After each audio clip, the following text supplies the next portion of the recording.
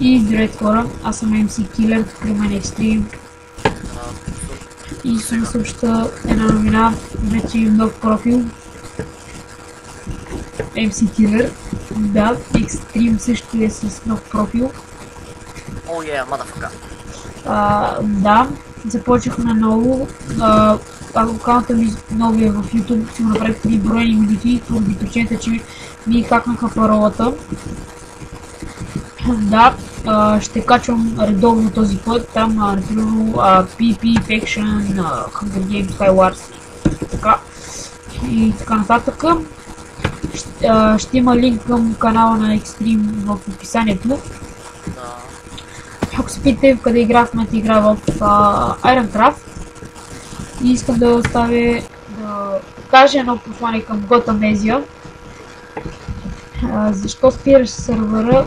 Това е един може би от най-яките, не може би, той си е най-якия сървър в цяла България. Ако не беше Ендергот, нямаше да знам как да първо да правя Faction, второ нямаше да науча за MC Momo статусите.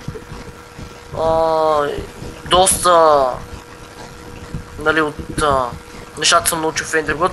Не знам защо го спира заради някакви лапета, които са платили доста солено, за да могат просто да те дразнят, нали, с този фулт. Да, както го бих обяснил, това е най-добрия сървър в него. Ако от него се научих на доста неща. То не само ние, а доста. Да, много добър сървър беше. Faction, PvP, Minigames.